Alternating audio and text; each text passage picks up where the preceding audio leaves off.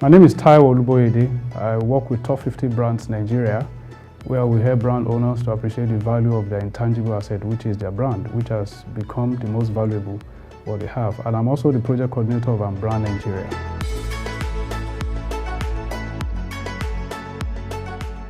Basically, what we're trying to do is to create a positive narrative, something better from what it has always been. We're trying to make people to see value in who we are. There's some things that we have as a people that you can't actually take away from us. It's that thing that made a Nigerian man to go all the way, even when they go in same stuff. A lot of us come from villages, from different parts of the country. We came to Lagos, we came to the city. Some even came with just a piece of cloth. We're very aspirational, so they go all the way to achieve success. So we believe this is a value that we have as a people that is worth talking about, different from some of the negative attributes that people talk about us. We have our fair share of problems, no doubt about it, but we have this thing that you can't take away from us. And we have the opinion that starting from us, not even outsiders, if we begin to represent ourselves from this point of aspiration that we have, it's called the Nigeria spirit. A more valuable brand Nigeria would definitely affect our value as a people and the perception that we have and the way we are received, particularly when we get to international borders. It also affects the premium that we can charge on our businesses.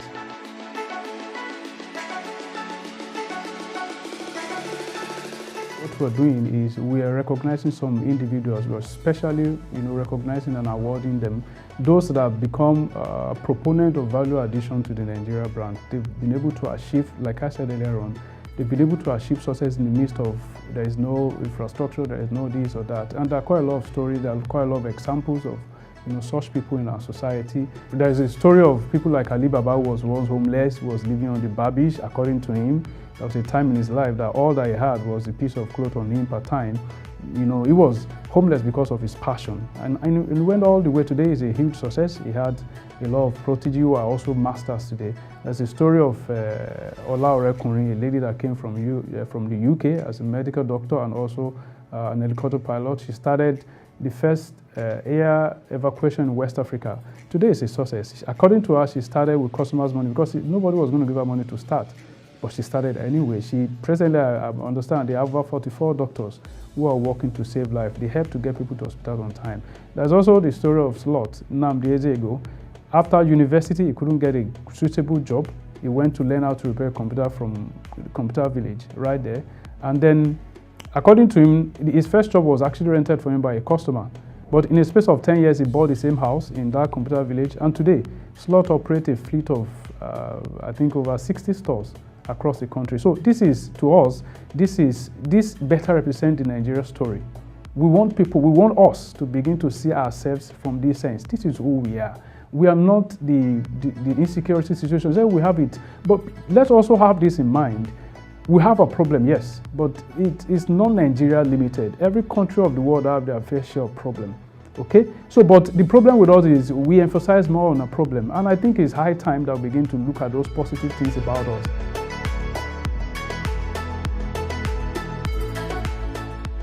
At every point in time, there is nobody that could rule Nigeria more than 8 years. But Nigeria will remain. You and I will remain. So the value that we attract to ourselves by the way we present ourselves is what determines how people receive us. Let me give you an instance. Every nation of the world trades on one commodity. It's called reputation, their brand. America is on that market, Argentina is in that market, Australia is in that market, Nigeria is also in that market. And what everybody is saying is, we are very good, we are fantastic, come and make something from us, come and invest in us, come and have your tourism in our country, and all the rest and all the rest. But guess what? Here in Nigeria, because for whatever reason, a lot of us in Nigeria, we are the one demarketing ourselves. Forget about the leader, we're talking about us now. So if we make the mistake of allowing the negative perception to continue and us emphasizing it, I tell you, my brother, by the time we get out there, we see the way we are being perceived. It is very negative and it's affecting us.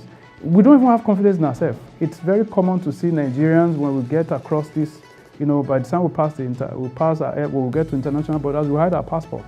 It is very unfortunate. If President Buhari today, or former President Jonathan or OBJ, the people who call leader, if they are going abroad, if they are traveling to any part of the world, they go with diplomatic passport. Nobody disturb them. But when you and I travel, just try. Even within African countries, we are being harassed. We are treated as less than human. Why?